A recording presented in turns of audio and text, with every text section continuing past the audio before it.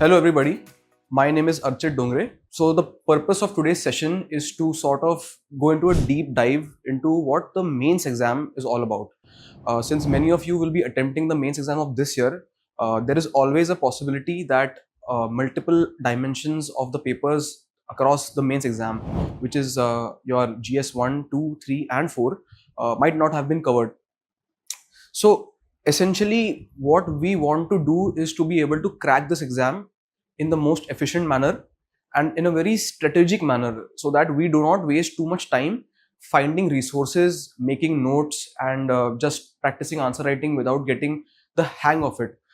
Because as we all know that mains exam is a game of answer writing, value addition, content enrichment and at the end of the whole thing satisfying the demand of the question.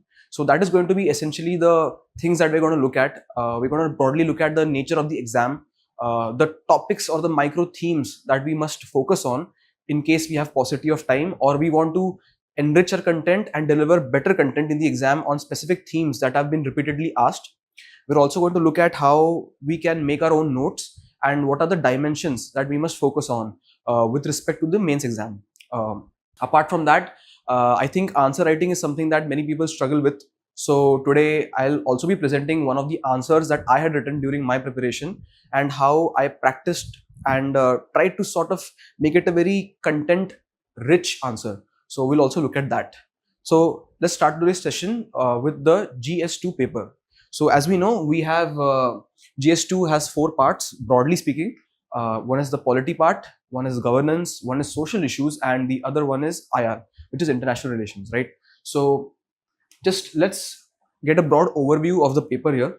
So in the GS1, 2, 3 and 4 papers over the years, what we can see is these are the amount of questions that have been asked.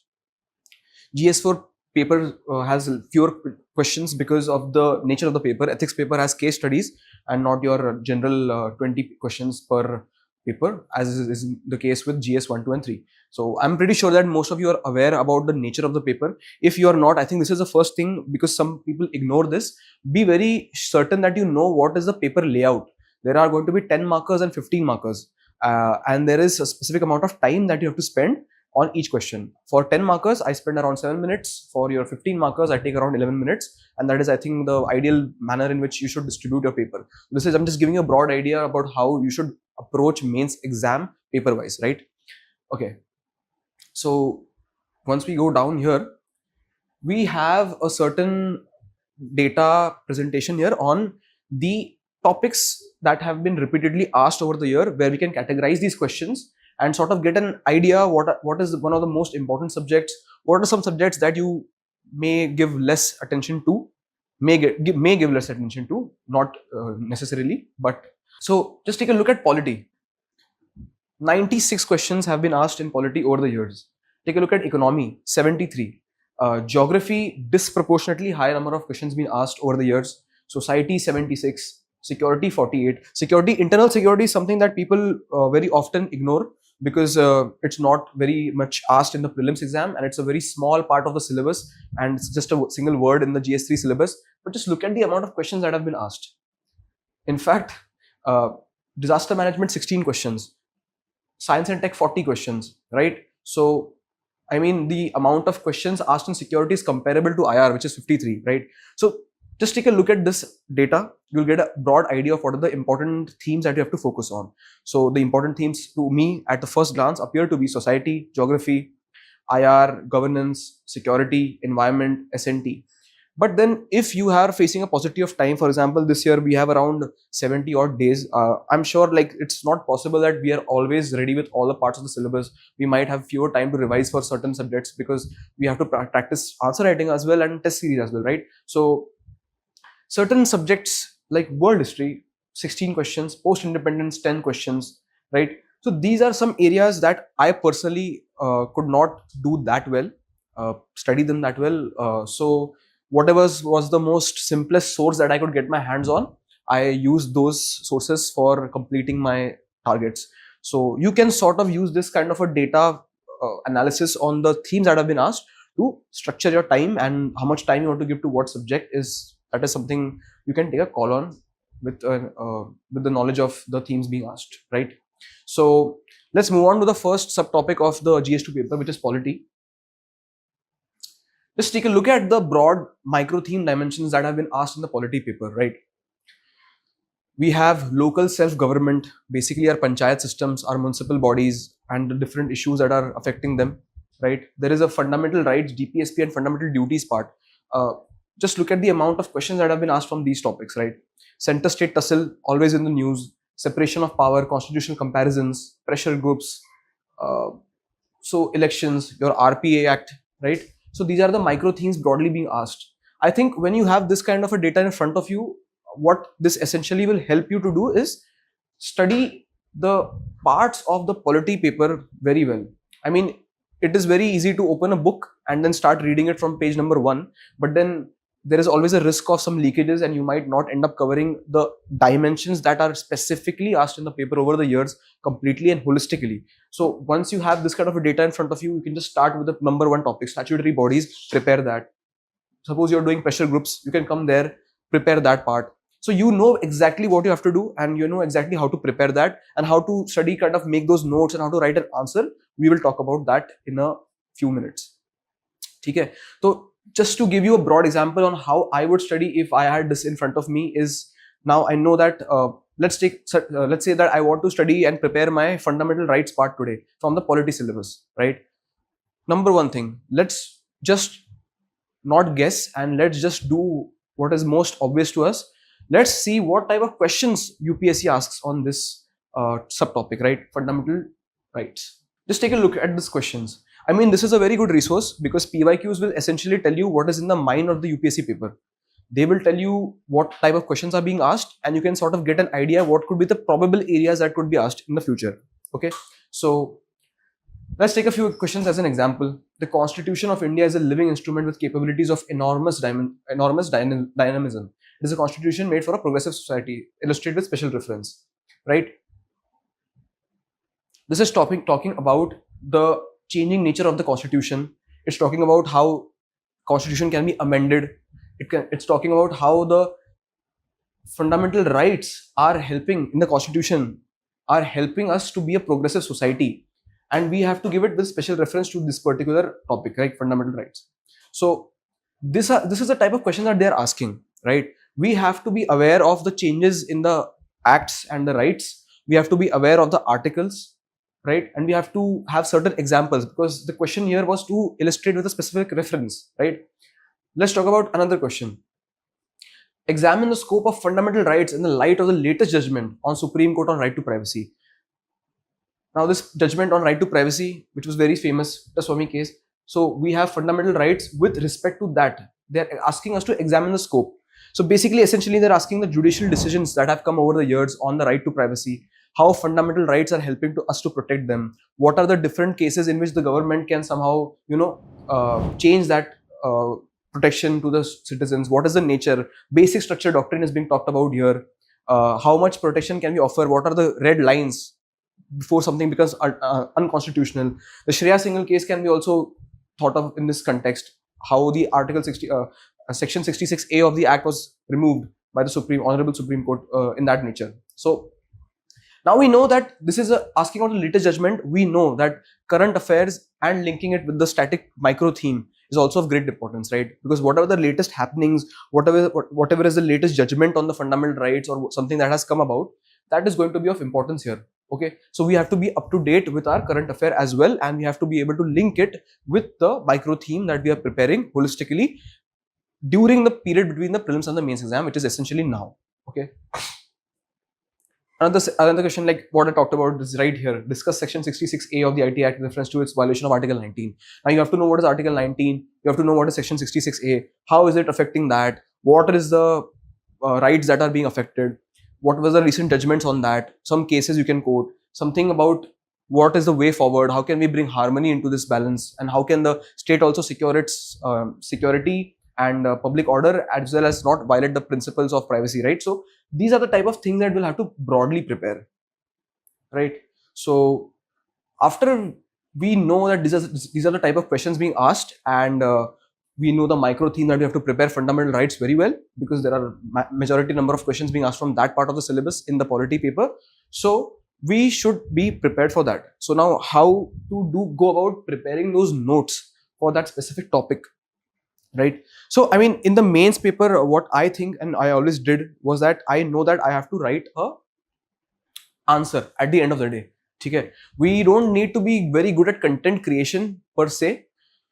We just want to be able to deliver a good answer no matter what the question is being asked, based on the micro theme that we are preparing. So for that, I think some basic fundamental concepts and points should be always be ready with us. Okay, for example, our introduction for a particular micro theme, for example, fundamental rights, should always be ready. How can we do that? We can have some quotes, we can have some data fact examples, we can have some judgments. We can start with that. What that does is essentially give the examiner a feel that this person knows what he's talking about. He's not talking without any base.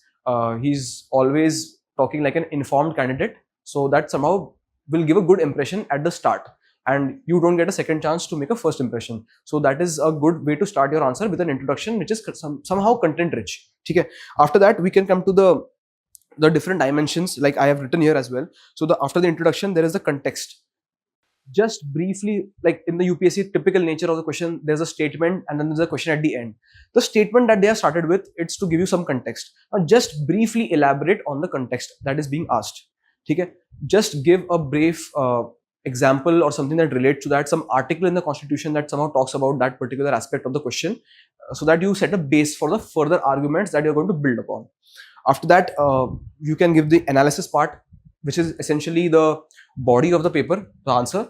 You'll talk about different aspects, such as your positives of the part. You'll talk about the negative aspects of the question being asked, something about the rights or the judgment. You'll talk about what are the different issues, what are the different implications, what are the recent developments, what are the government initiatives. You'll talk about, in the end, you'll talk about the positives, the negatives, and then finally the way forward and the conclusion that you can give, which can again be some kind of a thinker, a quote, a scholar, some innovative idea that can be done to further improve the situation. So since we know that this is how the fundamental structure of our answers are going to be, why not let us prepare our notes in that manner as well, right? For example, for fundamental rights, if I want to prepare a resource material, I would want to have an introduction on many of the fundamental rights articles. I would want to have a lot of judgments on each article, what has been done. I would like to have, some arguments as to how fundamental rights are protecting us, some arguments as to how somehow they are not able to do justice to the rights of the people, some arguments about what are the recent initiatives or judgments or changes that have taken place over the years, some government initiatives, etc. And some way forwards on why fundamental rights are important and how fundamental rights have helped improve the nature and the structure of Indian society and polity as well, right? So, I mean, in the conclusion part, you can have a quote. For example, I think I remember a quote by Dr. Sarvapalli Radhakrishnan that fundamental rights are India's pact with the developed world. So something of that sense, if you can end with, is going to be fantastic, right? So we'll take a look at how we can make our notes. So for example, when we talk about fundamental rights, we can have these kind of introductions ready. Somewhere we are defining what are the fundamental rights. It's the basic rights and freedoms. We're talking about them as Magna Carta, which is, I think, an excellent keyword. I would write this in my introduction, I would box it and I would underline it somehow to give the examiner a feel that this person knows what he's talking about. Especially when you can mention with some kind of a content enrichment, with the fact that you are mentioning that they're delineated in the part 3 of the constitution from article 12 to 35. I mean, that just gives out a plain signal that you know what the articles are, you have a general idea of where they appear in the constitution, and it can be presumed that you will know what you're talking about when you give your analysis part of the answer, right? So then we have some quotes here. Without political freedom, economic freedom is mere chimera. Nehru ji said this between balancing FR and DPSP. Okay. I measure the progress of a community by the degree of progress which women have achieved with respect to affirmative action and the Article 14, which gives equality of opportunity and everything. Okay. So these type of quotes, cultivation of mind should be the ultimate aim of human existence, with Article 21 by B.R. Ambedkar. Amazing introduction, right? Can be used in the conclusion as well, can be used to further enrich your answer. Okay? So I think these quotes and these things are very good to embellish your answer and give them a visually appealing look as well as some kind of content enrichment. Then we can compare the features of the fundamental rights. There are different aspects that we can compare. Somehow, for example, let's take the part about the universal applicability. So they are guaranteed to all citizens, regardless of caste, creed, religion, gender, and socioeconomic status. And then we have examples here.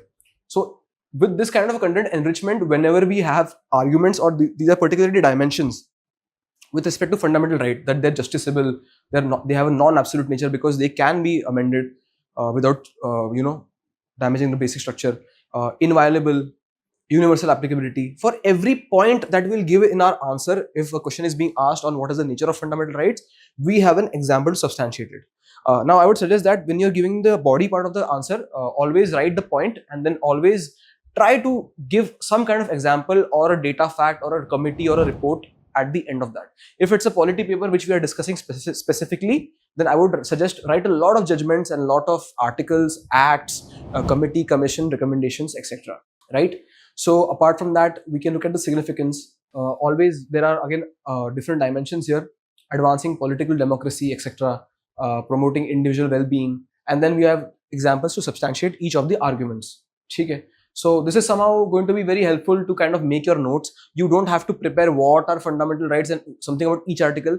Just know that a question is going to be asked about fundamental rights, the nature of those rights, whether the recent current developments about those rights, and you have to write certain dimensions. So these are your dimensions, these are your points. So I would start with this aspect as a keyword. I would put my point, one sentence here, which is the description, and then below that point, I would write my example, which is given here. So these kind of notes or a preparation can be quite helpful for you, especially with the paucity of time and preparing one of the topics very holistically.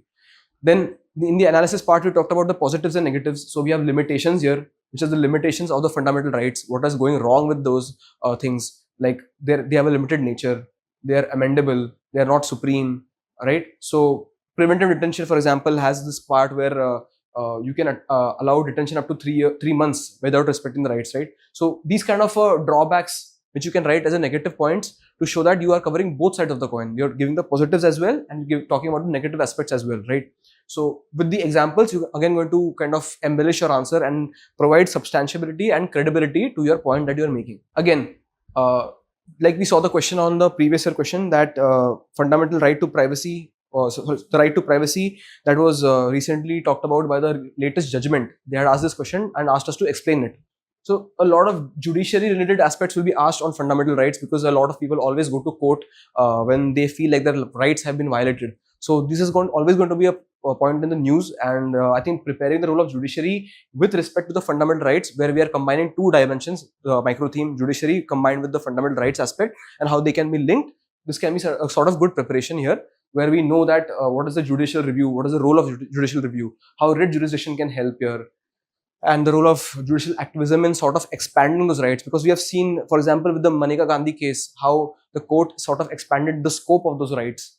Okay, so in that sense, these, for example, example also given here, decriminalization of consensual homosexual acts, Nas Foundation case. So how that is expanding the fundamental rights. This is always going to be a point of content and the news, right? Then we're going to have each article. For example, the right to equality starts with Article 14. So I'm not going to talk about each article here, but Article 14 here, let's take an example. We're going to talk about the rule of law, the certain specific things that can be asked about that article, key principle as per some thinker, significance of that article in our life, examples with umpteen number of court cases. I would suggest for every article in the fundamental rights part, I would prepare a lot of cases.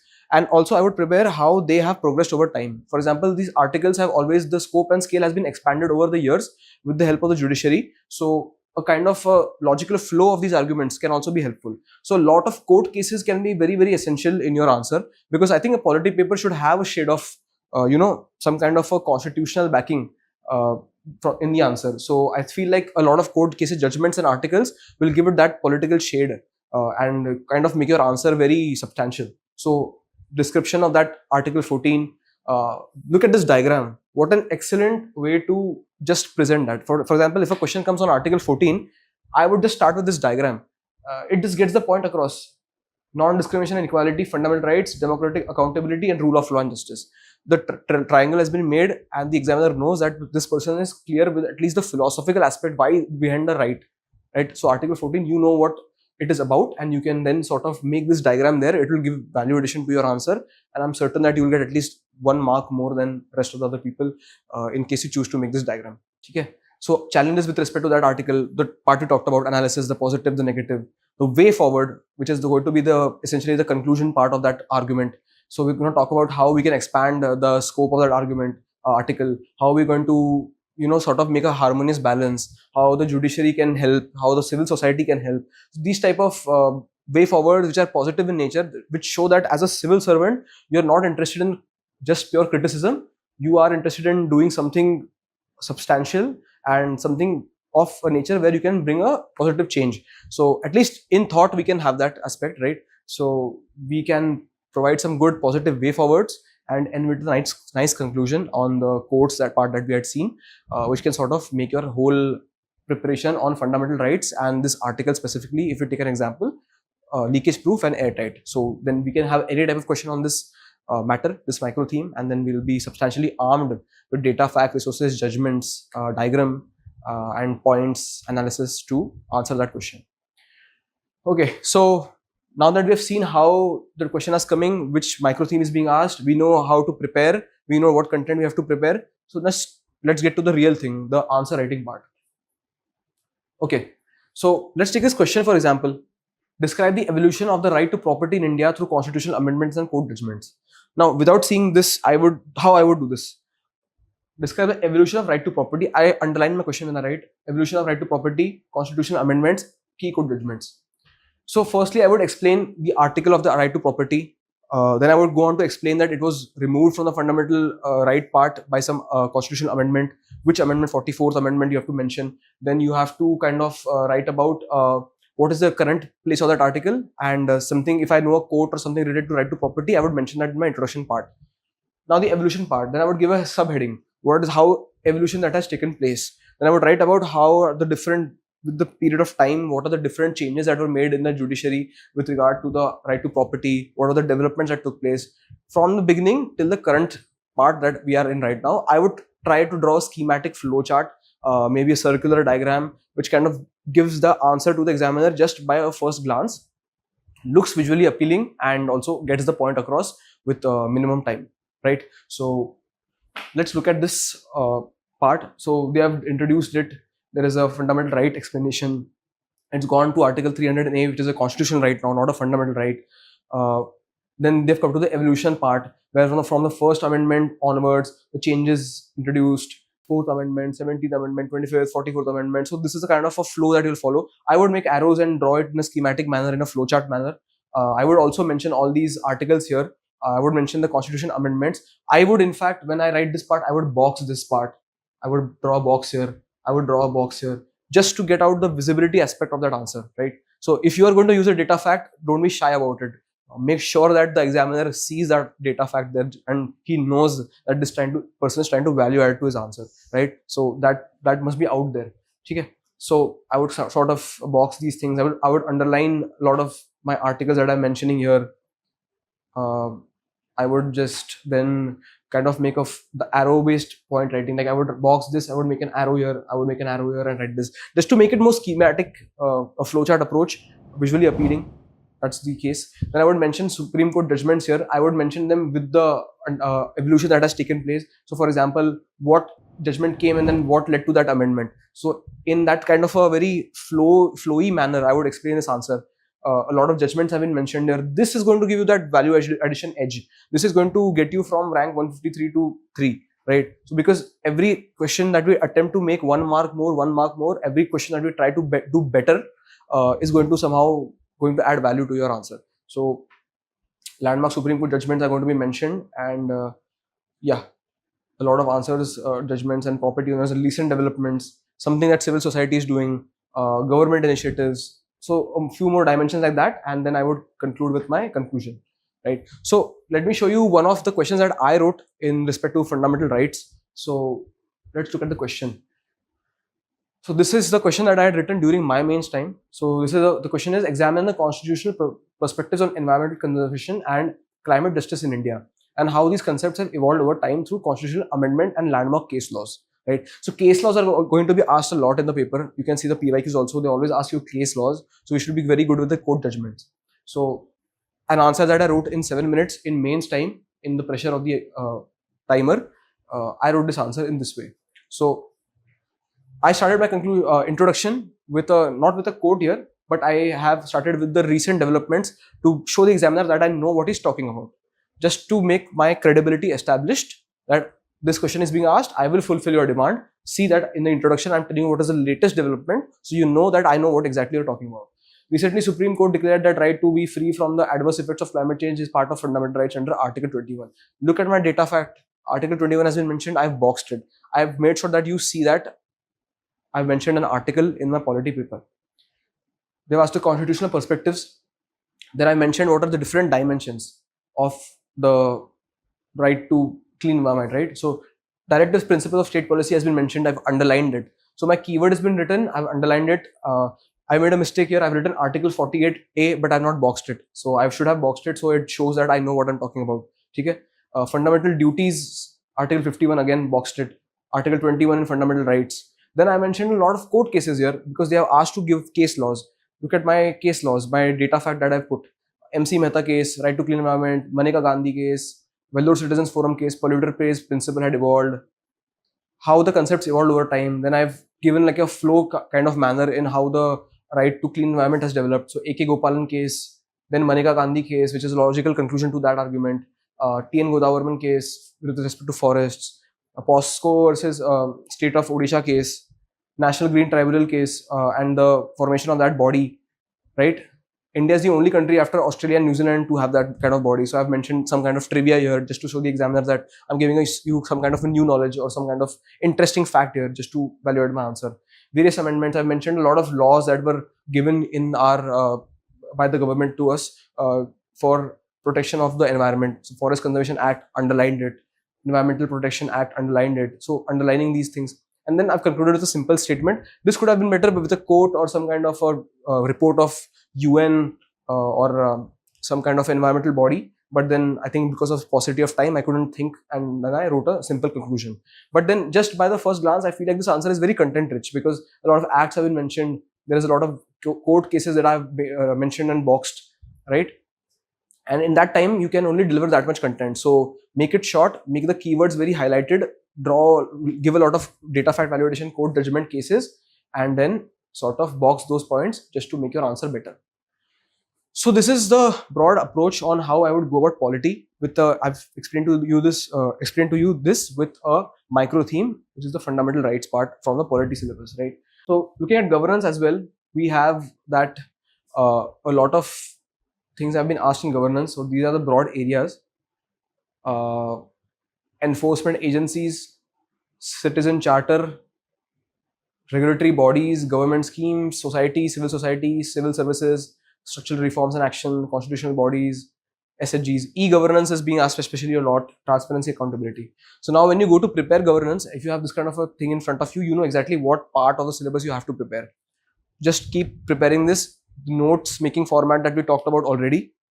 We'll just replicate that, and then we'll have made sure that we have covered every micro theme and sub micro theme in that part of the GS paper, right? So I think looking at this, e-governance and transparency, accountability, SHGs are statutory bodies are some of the highest asked and repeatedly asked areas, right? So let's talk about e-governance. I think e-governance is a very interesting part of the syllabus, and there's a lot of scope to be added here in terms of examples, some new apps or initiatives that the government is coming up with, right? Some scheme that they're trying to implement and how technology is being used at the ground level, something that is helping the farmers access resources better, something of the nature of direct benefit transfer or government transfer of funds, how e-governance and e-mechanisms are making it much more efficient, how technology can be used. So these are the lot of aspects that can be introduced in this kind of answers, and you'll have a lot of data, content, enrichment, a lot of scope to do that in this topic, right? So let's talk about e-governance, right? So let's look at the nature of the questions that are being asked. E-governance is a critical tool of governance, assured effectiveness, transparency, accountability in governance. What are the inadequacies that hamper the enhancement? Like we know, like we have already discussed, when we are going to prepare our notes for e-governance, we're going to have the analysis part where we are going to have positive, negative, way forward already prepared. This is directly asking us what inadequacies are hampering the system. We just have to write the negative aspects and point that we have prepared and all the data fact that we have gathered, just introduce that in the arguments as well, and will have easily answered this question and gotten very high marks here. Okay. Implementation of ICT technology suffers in terms of certain vital factors. Again, the negative part that we prepared with respect to e-governance and ICT, again, we have to just replicate that here, put some data fact arguments and make it a foolproof answer, right? Look at this question. E-governance is not about utilization of the power of new technology, but also about critical importance of the use value of information. This is something good, right? It's not only about utilization of the power, it is about critical importance of use value. Here you can start the question with the negative aspects, that how use value is not being done. Then you can talk about how utilization of power in new technology is not sufficient. Then you can talk about what is the critical importance of use value, which is answering the demand of the question, which is the body part. You can talk about the positives, negatives. Then what is especially required from this answer is, I think, how it can be done better, which is going to be the way forward part that you will be prepared already with, right? So just talk about that, put a lot of examples, new initiatives that are being done, and you will sort of explain this question and answer it well, right? So in that terms, I think we can look at the notes that we can make with respect to e-governance, right? So for example, we have this kind of schematic diagram here.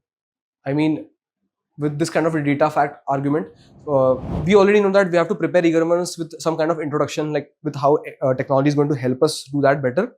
We will have some data facts here, but let's talk about the main points of e-governance, right? So this kind of a policy formulation, how it can help. So we are making multiple dimensions here, because earlier, for example, they asked us about the use value. They can ask us about how e-governance is helping farmers. They can ask us about how e-governance is helping in policy formulation, how e-governance is helping in implementation of projects, how e-governance is helping government monitor projects, how it is helping in crisis management. So these type of dimensions can be made with respect to e-governance, and then we can have multiple points here. So these are our points that we are going to use as a feeder into our arguments, with all points being substantiated here with an example. Smart cities, digital India initiatives, BharatNet, Aadhaar based services, digital infrastructure development, BharatNet again. So your common service centers, Aadhaar, e-Aadhaar payments, e-Mitra, M-Kisan, whatever these kind of apps that you have.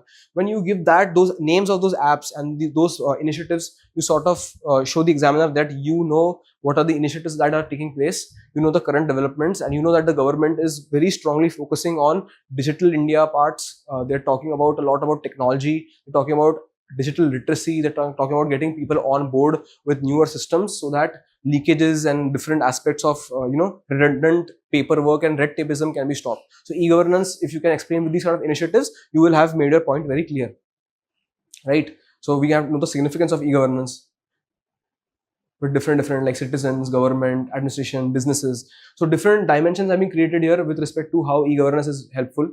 So now the question that we saw, that it is not about just about making technology, that there was another question that we saw, that it is not working very well. What are the drawbacks or what are the lacunas there? So we have already prepared the issues with respect to that.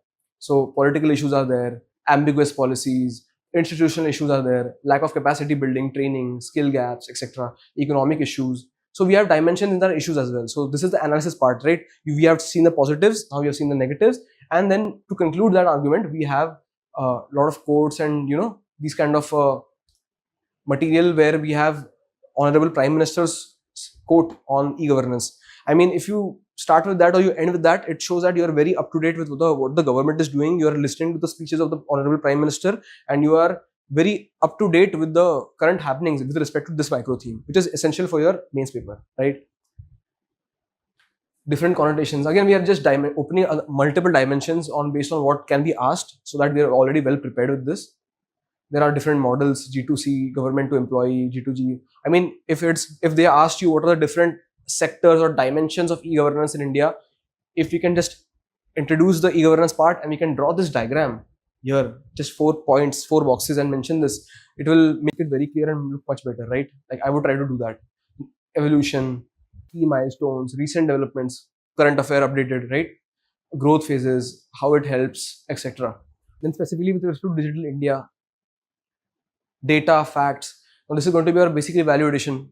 Okay, because when you write a point that digital and e-governance initiatives are going to be helpful because a lot of people are using them, then just by saying that a lot of people are using them, you're not creating much of an impact. But if you say that a lot of people are using them, example, or 886 million people are using them, 12% of global internet users, then we can sort of give a lot of credibility to our point ki, this is something that this person knows. He is substantiating it with some kind of data statistic and then just not talking in the air, right? So other different aspects of valuation, some data fact is given here. Literacy, what is the percentage of literacy? This can be used in the negative aspect as well, right? Because why are e-governance initiatives not that good is because a lot of people are not digitally literate. How many people are not literate? If you just write 24.7% are literate, then we show that, okay, a large chunk of the population is not up to date with the technology. So that is why e-governance initiatives are not working well enough, and we need to get that better, right? So when we say that we give that number 24.7, we add value to our answer and we give substantiation to our arguments, right? Gender divide, 28% of women in rural areas have internet access. So why are women not up to date with e-governance technologies? So this is some of the data that can be used. Then other government steps, etc. Right? So you have a lot of these names here. Just memorize even 5 to 6. I would just memorize 5 to 6 of them and drop them in my answer, and I would be done with it. I would just prepare them and use them multiple times just to get my answer on e-governance completely ready. Right? So we have a lot of nice resource. So it is completely full packed with examples. I mean, if you can remember even 10 to 20% of these examples and arguments and these case studies or examples, you will write a very good answer. So with that, we just have a lot of different aspects here, dimensions here. We can prepare them and prepare a conclusion on this as well.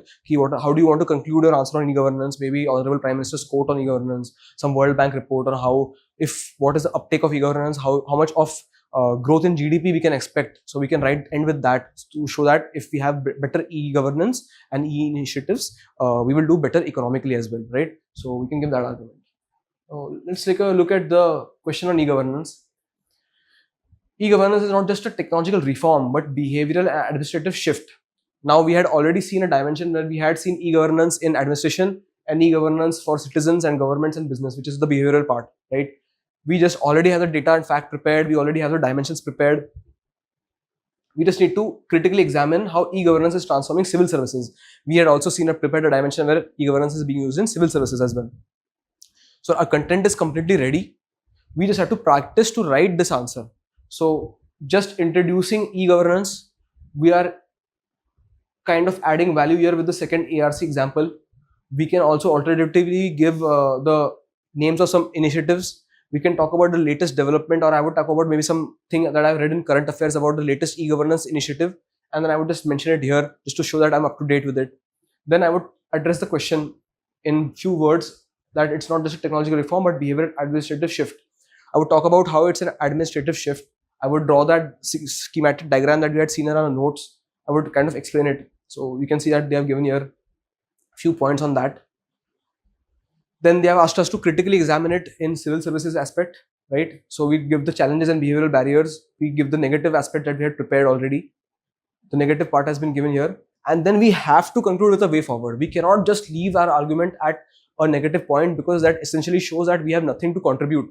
And we have to think as civil servants on how we can improve things. So a good way forward, packed with data and examples and what can be done, some reports, committee, commissions. If you just write those 4 or 5 points here with keywords like they have done here, CP grams, digital process redesign, these terms that you have used, if you can underline and box them, you would have made a point very clear. And then the perfect conclusion here with the quote and some kind of a keyword being used and giving a nice end to your answer.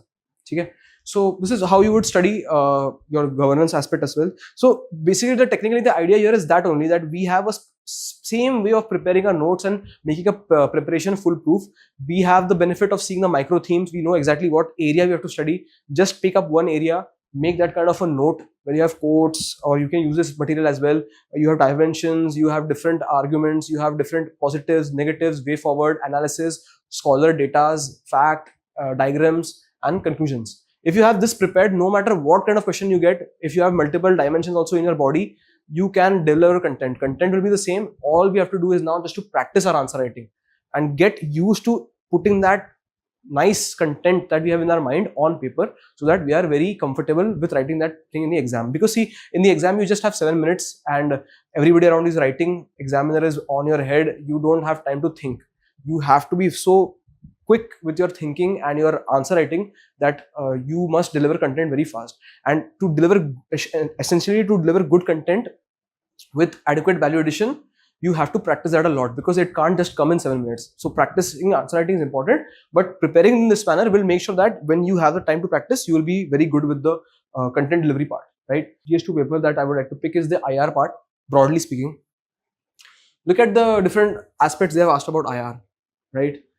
We have diaspora, miscellaneous questions will be asked. See, sometimes there will be very random questions asked, something in the current affairs. Now, nobody had anticipated that Iran would suddenly drop new missiles on Tel Aviv. So that's something new that is happening. Every year, something will be specific to that year, something will be specific to that mains year, right? So we'll have to be prepared for that as well. We have to be up to date with the current affairs and global happenings. But then certain static part always comes. For example, India and its neighborhood is a never-ending concept. They will always ask you relation of India in its neighborhood, what India can do better. India's relationship with Pakistan, with Bangladesh, with Sri Lanka, with Maldives, with island countries. They can ask you India's collaboration on different aspects such as groupings in terms of climate change, mineral security partnerships, some youth exercises like war games. Recently, the Indo-Pacific has become very important. So now they're asking how India is taking initiatives to secure the region around the Indo-Pacific area, South China Sea. So these things become important. So we'll have to be prepared with these dimensions: bilateral relationships, geopolitics, neighborhood, United Nations. So these are very asked questions. And I think if we prepare them very concisely from here, just looking at the topics that we have to prepare very well, we'll be in good stead throughout the IR paper, right? So after we've seen this, let's take the example of your neighborhood only, India and its neighborhood. Look at the type of questions that are being asked. Very specific questions. India is an age-old friend of Sri Lanka. Clearly, India and Sri Lanka relations ki baat ho rahi hai. We just know that it's going to talk about India-Sri Lanka relations.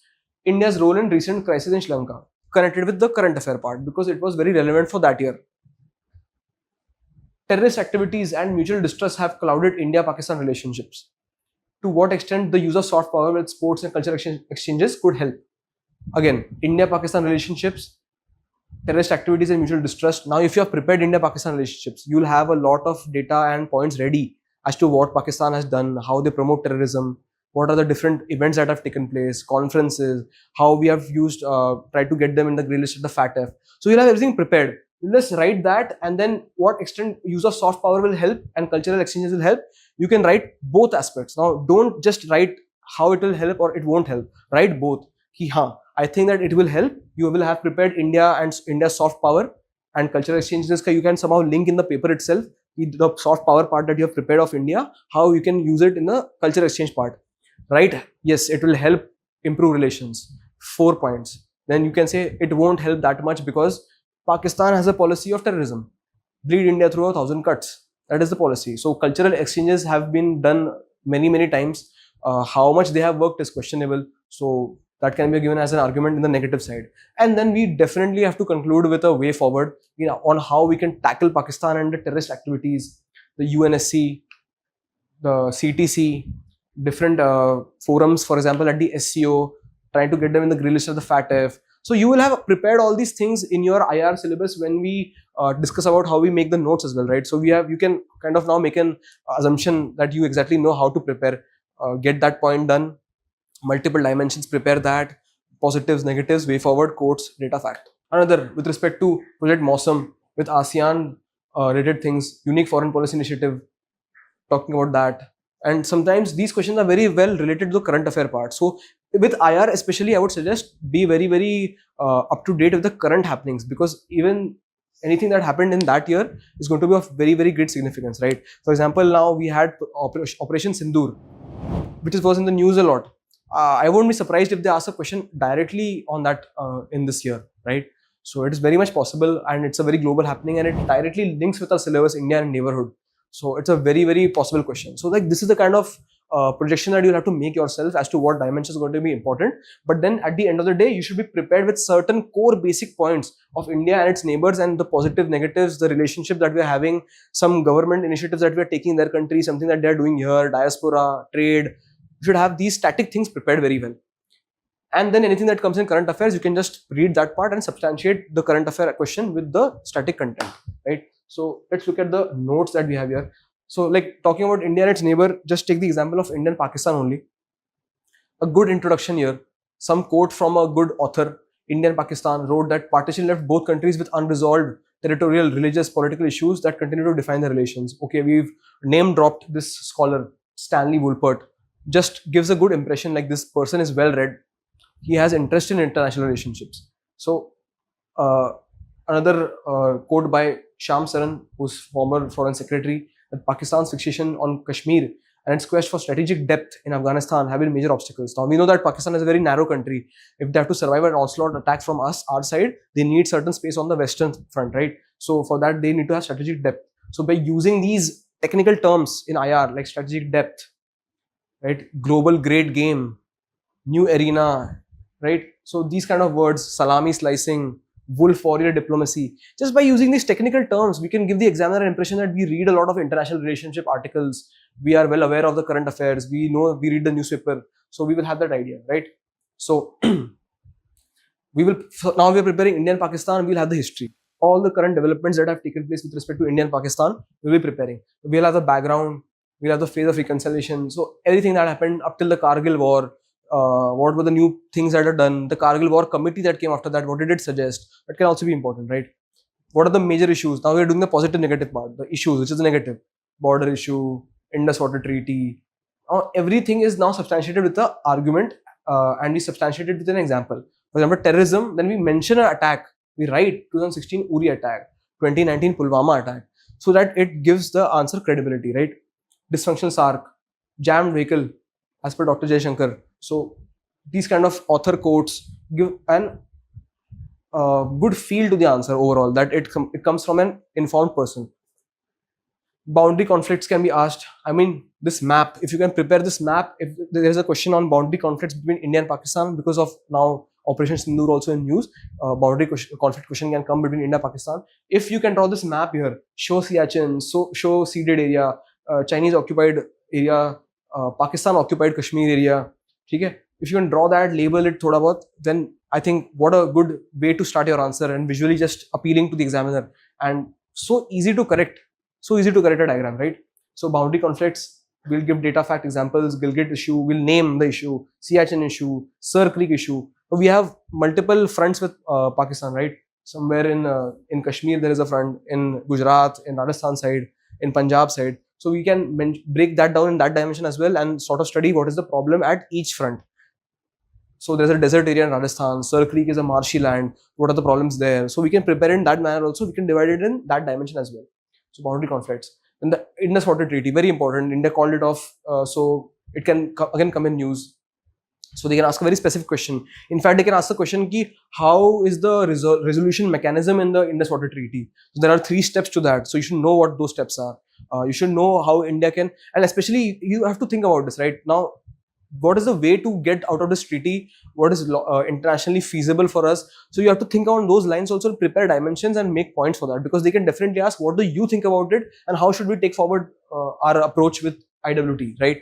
So they can ask you this question and then you can write points if you are prepared with it, right? And especially if you have some quotes or some author quotes from experts or some scholars or some people who are very well known in the international relationship circles, you can quote them, quote some books also to give their perspective. Because essentially, see, we are aspirants, we are not experts. So if we write something, if we kind of express our opinion, it might be a good opinion, but it's not substantiated. We haven't reached that level where we can give our opinions and people would agree to that, right? So if we mention some authors and quote them and use them as a vehicle of our expression, I feel like it's a better option, right?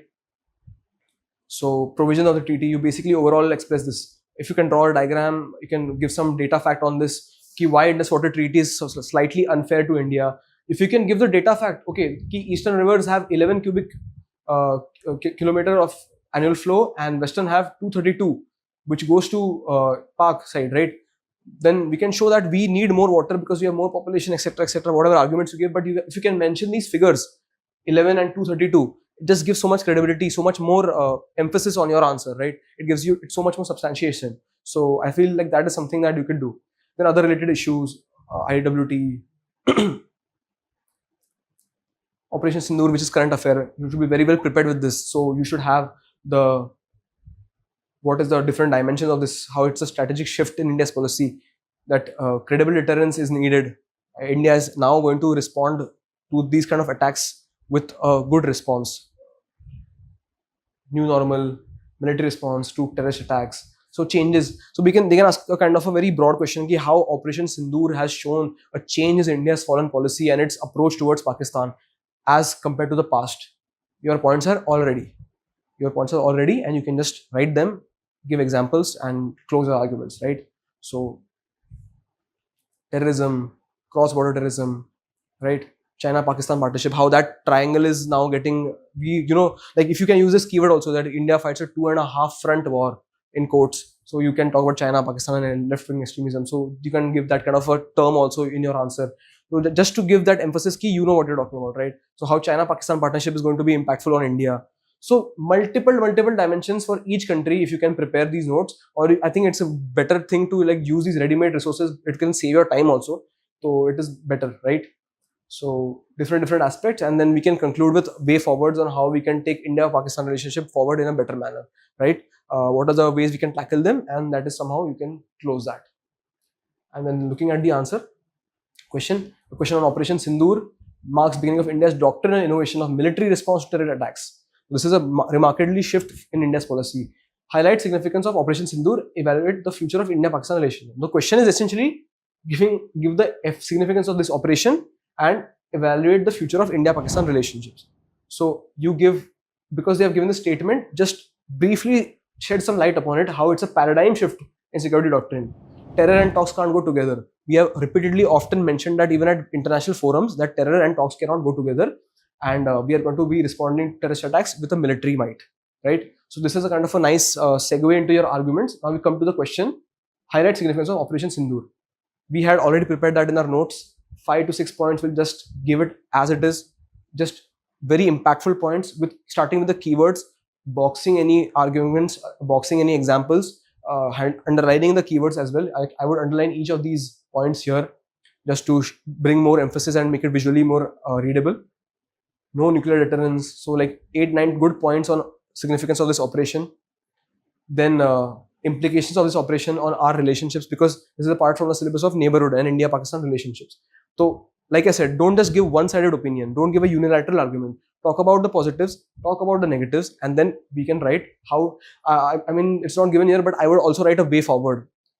The small diagram with arrows, what we can do forward now to kind of develop this credible deterrence against Pakistan and ensure that such a kind of incident doesn't take place again, right? So I would maybe in short give that also here, just to make my answer very holistic and complete, and then conclude with a nice quote from a very renowned person, NSA, former NSA, Shiv Shankar Menon. Escalation is a ladder with broken rungs, and India must climb it with caution and clarity. So this is a kind of very nice holistic answer with good backing of knowledge of international relationships, because we have very well prepared India-Pakistan relationships, positive, negatives, way forward, data fact, and different aspects of events that had happened in the place. We know the historical evolution. So basically pick a topic. The overall thing now in the GS2 paper that we have learned is now see the topic, see the micro theme, you know what you have to prepare. Take that micro theme, break into as many dimensions as possible which can come related with different aspects of the syllabus. Prepare short notes on that. Prepare your content validation, which is going to be your data fact examples. Have ready-made introduction so you're not confused when you see a question what I should start with. Have ready-made conclusions that you do, so you know what you want to end with, and use a lot of diagrams, schematic flowcharts, data fact percentages, examples, and case studies and judgments, especially in polity, to make your paper much more content rich and value addition, right? So that is all for this paper of GS2. I think it's going to be a good session for you, and if you can use these notes and practice answer writing multiple times on this content, because knowing the content in your paper is one thing, but being able to deliver it is the real game changer. That is what gets you the marks. That's what gets you the top ranks. So I think if with practice, and good preparation and knowledge of the data on the themes that are coming and what we have to prepare and how we have to prepare it will certainly help you get across, right? So thank you for watching the session. Jai Hind.